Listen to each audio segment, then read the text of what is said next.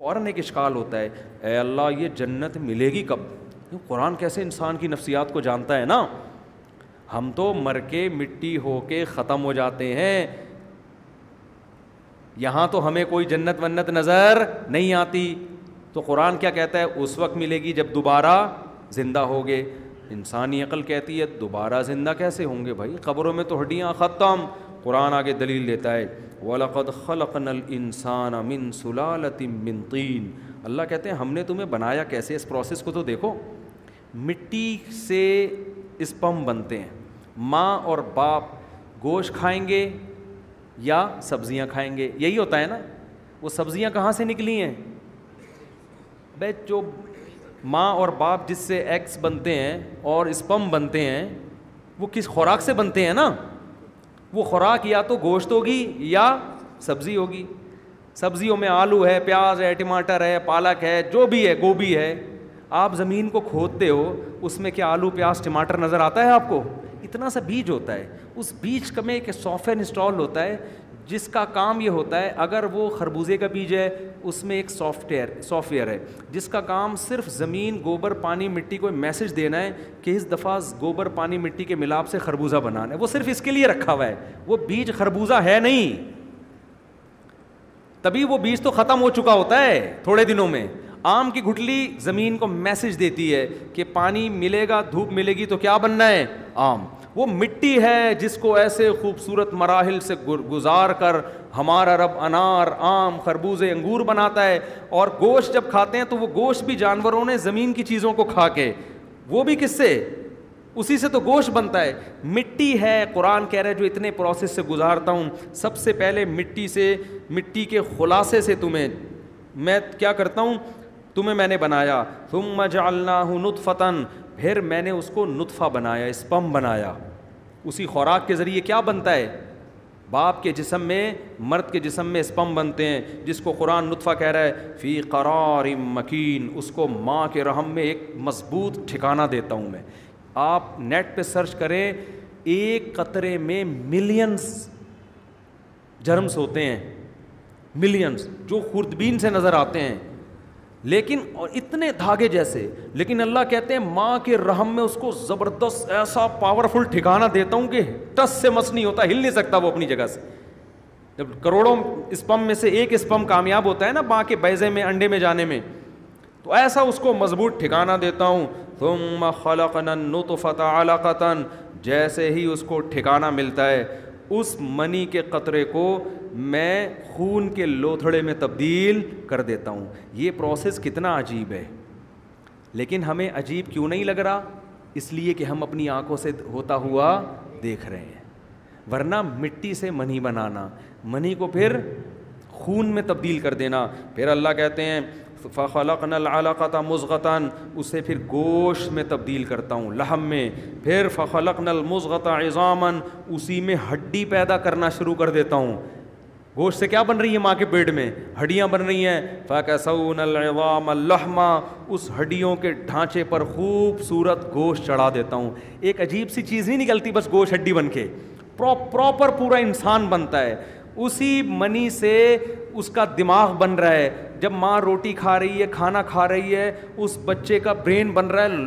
اتنی باریک باریک رگیں بلڈ کو سرکولیٹ کرنے کے لیے کہ ان رگوں کو اگر آپ کھولیں، چاند سے گھما کے زمین پہ لے آئیں، اتنی بڑی پائپ لائنیں ہیں جن میں خون سرکولیٹ کرے گا. وہ پورے پائپ بھی ماں کے پیٹ میں بنے، ان پائپوں کو سمیٹ کے گچھا بنا کے بچے کی کھوپڑی میں اللہ نے فٹ کر کے ناریل جیسی کھوپڑی اوپر سے مضبوط بنا کے پیک کر دیا اس کے اندر. پھر دل بنا دیا اس کا، وہ دل ہارٹ بیٹ شروع ہوتی ہے، گردے، پھیپھڑے، کلیجے، یہ سارے مراحل کس سے ہو رہے ہیں؟ مٹی سے. قرآن مٹی کو کیوں فوکس کر رہا ہے؟ اس لیے کہ اعتراض یہ ہوتا ہے اللہ مٹی سے دوبارہ کیسے بنیں گے؟ تو اللہ کہتے ہیں ابھی تو مٹی سے بن رہے ہو، ابھی بھی تو مٹی سے ہی بن رہے ہو. یہ تو تم نے اپنی آنکھوں سے دیکھ لیا کہ مٹی کیسے خربوزے میں تبدیل ہوتی ہے، مٹی سے کیسے آم بنتے ہیں، مٹی سے کیسے گوشت بنتا ہے، مٹی سے کیسے منی بنتی ہے، مٹی سے کیسے ماں کے بیضہ بنتا ہے. پھر ان کا ملاپ سے، اسی خوراک سے پھر جو مٹی سے بنتی آ رہی ہے اسی سے بچے کی آنکھ، ناک، کان، دل، دماغ، جگر، گردے، پھیپھڑے، کلیجے، یہ ساری کی ساری چیزیں بنتی ہیں.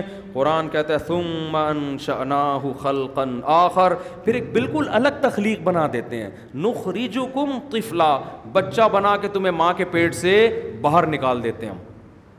یہ بالکل الگ چیز ہے. وہ کیا مٹی کا کھلونا ماں کے پیٹ میں بنایا اور جب تیار ہو گیا ماں کے بطن سے باہر نکالا اور ماں کی چھاتیوں میں اس کی خوراک کے لیے دودھ کے 2 چشمے جاری کر دی. ایتھیسٹ تو کہتا ہے اتفاق سے، ایوولوشن کا نتیجہ ہے. وہ بھائی ایوالو خود سے کوئی چیز اپنے آپ کو اتنے اچھے طریقے سے آٹومیٹیکلی نہیں کر سکتی. یہ کیا بات ہے، ادھر پیدا ہوا، ادھر ماں کی چھاتیوں میں دودھ، اسی مٹی سے اب کیا بن رہا ہے؟ دودھ. قرآن آگے کیا کہتا ہے؟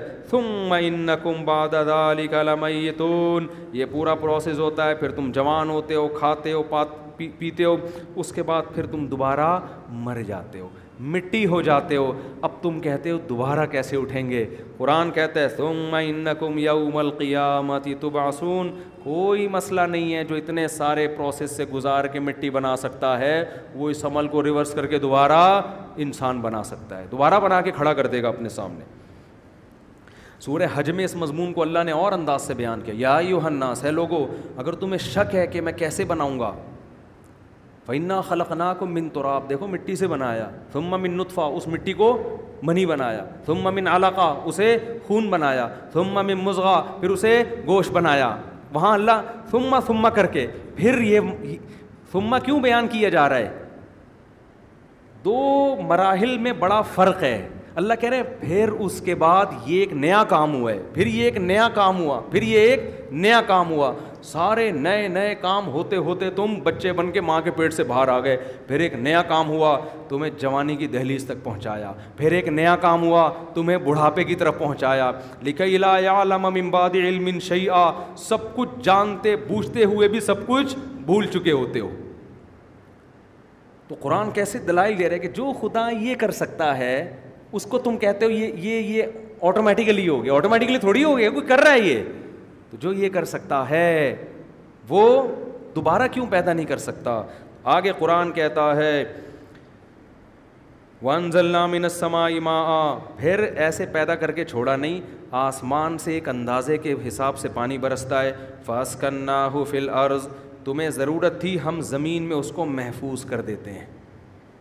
ایسے سسٹم زمین میں لگایا ہوا ہے کہ پانی جاتے جاتے غائب نہیں ہو جاتا، ایک سطح پہ جا کے رک جاتا ہے. کیوں؟ جو بچہ پیدا ہوا ہے تاکہ وہ اس پانی سے فائدہ اٹھا سکے. ایوالو کیا ہوتا تو یہ کائنات خود اپنے آپ کو ایسے خوبصورت طریقے سے ایوالو کر رہی ہے کہ جو بچہ آیا ہے تو اس کو ضرورت کیا ہے، ساری ضرورتیں آٹومیٹیکلی پوری ہو رہی ہیں. قرآن کہتا ہے اسکناہ فی الارض وَإِنَّا عَلَىٰ ذَهَابٍ بِهِ لَقَادِرُونَ، ہم چاہیں تو اس پانی کو ختم کر دیں زمین سے. یہ ہم نے سسٹم بنایا ہے کہ ایک جگہ جا کے رک جاتا ہے. پھر قرآن کہتا ہے پھر ہم نے اس پانی سے تمہارے لیے کھجور کے باغات پیدا کیے.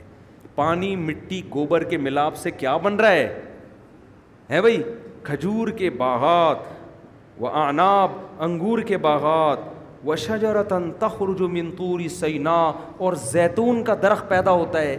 زمین میں آئل تلاش کرنے کے لیے کتنے ہزاروں فٹ گہرائی میں جانا پڑتا ہے. اللہ کہتے ہیں تم زمین کھودو کوئی آئل نہیں ہے، لیکن ایک درخت پیدا کرتا ہوں، اس کو نچوڑو گے، زیتون کا ایسا بہترین آئل، کولیسٹرول سے پاک اور ایسا ذائقے دار، وہ آئل میں اسی پانی اور گوبر اور مٹی کے ملاپ سے تمہارے لیے پیدا کر دیتا ہوں میں. تو اللہ نے اس صورت میں بڑے دلائل دیے اپنی قدرت کے. وہ تو اللہ قرآن میں دیتے ہی رہتے ہیں، مگر ہمارے دل بصیرت سے خالی ہو چکے ہیں. قرآن کہتا ہے انہا لا تعمل ابصار، آنکھیں اندھی نہیں ہوتی، وہ دل اندھے ہو جاتے ہیں جو سینوں میں چھپے ہوئے ہیں. جلدی سے میں ختم کرتا ہوں اس مضمون کو، کل ہم سورہ نور انشاءاللہ پڑھیں گے. اس میں اللہ نے اور اپنی نشانیاں بیان کی. آخر میں اللہ نے ان لوگوں کی حالت بیان کی ہے جو ان نشانیوں میں غور و فکر کر کے ایمان نہیں لاتے. قرآن کہتا ہے ایک وقت آتا ہے اذا جاء احدہم الموت، جب ان میں سے موت کا وقت آئے گا تو پھر جب تم آخرت کی ہولناکیوں کو، برزخ کی تباہ کاریوں کو اپنی آنکھوں سے دیکھو گے، پھر کہو گے رب ارجعون، اے اللہ مجھے واپس بھیج دے. اللہ فرمائیں گے کلا، اب نہیں ہو سکتا، اب یہ نہیں ہو سکتا. کیوں؟ انہا کلمتن، اب جو تو توبہ کر رہا ہے نا، یہ تیری زبان سے نکلا ہوا ایک کلمہ ہے جو ہوا میں تحلیل. اس سے پہلے توبہ کر لیتا، ایک لفظ کہہ دیتا اللہ معاف کر دے، آئندہ میں گناہ نہیں کروں گا، بڑا وزن تھا اللہ کے ہاں اس کا. اب کوئی وزن نہیں ہے. اور پھر آگے سور میں پھونکا جائے گا. اللہ فرماتے ہیں جس کا اعمال نامہ بڑھ گیا، وزندار ہو گیا، کامیاب، اور جس کا ترازو جھک گیا، برائیوں کا ترازو وزنی ہو گیا، یہ وہ لوگ ہیں جنہوں نے اپنے آپ کو خسارے میں ڈال دیا. فی جہنم خالدون، اور ہمیشہ جہنم میں پڑے رہیں گے. تلفح وجوہہم النار، جہنم کی آگ ان کے چہروں کو جلائے گی اور یہ جل کے کوئلہ بن جائیں گے اس میں. اللہ کہے گا الم تکن آیاتی تتلا علیکم، کیا دنیا میں میری آیات تم میں پڑھ کے نہیں سنائی جاتی تھیں جس میں اس آگ سے ڈرایا جاتا تھا؟ تو وہ کہیں گے ربنا غلبت علینا شقوتنا، اے اللہ ہم سنتے تھے لیکن بدبختی ہم پر غالب آ گئی تھی. پھر اللہ فرمائیں گے دیکھو وہ بندے جن کا تم مذاق اڑایا کرتے تھے، انہ کان فریق من عبادی، میرے بندوں کا ایک گروہ ایسا تھا جو جہنم سے پناہ مانگا کرتا تھا، برائیوں سے بچنے کی کوشش کرتا تھا، تم ان کا مذاق اڑاتے تھے. انی جزیتہم الیوم بما صبروا، ان کے صبر کا آج میں نے ان کو کیسا بدلہ دیا. انہم ہم الفائزون، آج وہی کامیاب ہیں. سورت کے آخر کو اللہ نے ایسے ختم کیا افحسبتم انما خلقناکم عبثا، اللہ ہم سے خطاب کرتے ہیں کیا تم نے یہ سمجھ رکھا تھا، یعنی جہنمیوں سے اللہ خطاب کریں گے، کیا تم نے یہ سمجھ رکھا تھا ہم نے تم کو بیکار پیدا کیا ہے، بس کھاؤ پیو لائف کو انجوائے کرو مر کے ختم؟ کیا تم یہ سمجھ بیٹھے تھے؟ کافر کا تو یہی خیال ہے نا، کھاؤ پیو اچھا کرو برا کرو مر کے سب کیا ہو گیا ختم. افحسبتم، اللہ سوال کر رہے ہیں یہ تم کیسے فضول باتیں کرتے، یعنی سوچ کے زندگی گزاری تھی تم نے.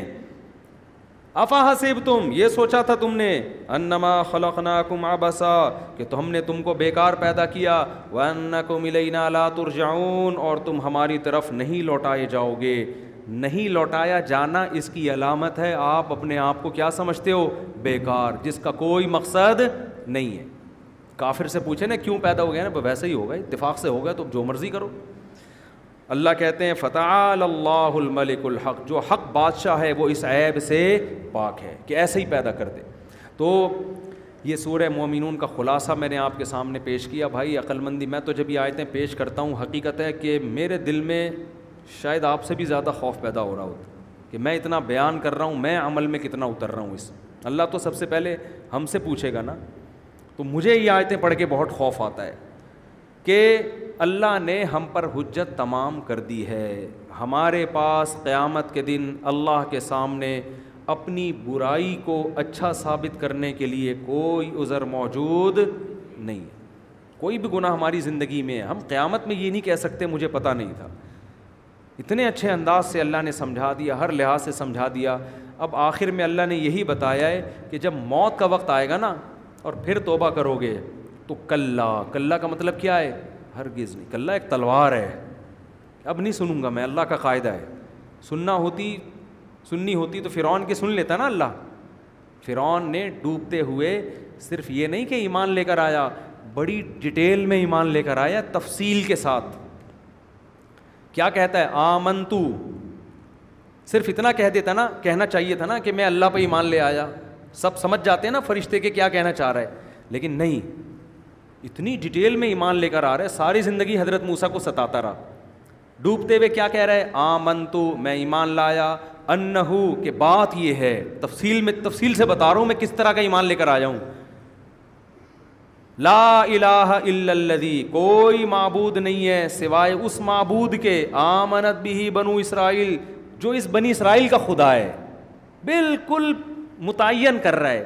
بھائی تم صرف اتنا کہہ دو میں خدا پر ایمان لے آیا تو اللہ تو سمجھ جائے گا نا.